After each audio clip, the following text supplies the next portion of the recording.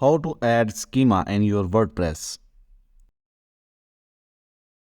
Open your WordPress dashboard, go to Posts and select All Posts. Here you will see your posts.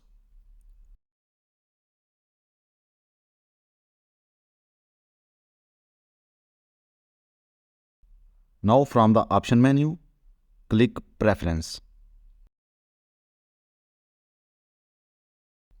A new pop-up window is open. Select Panels.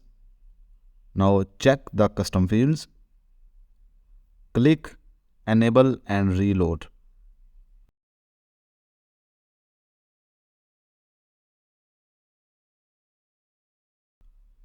Now from Add New Custom Field, write the name of your custom field and add value or paste the code.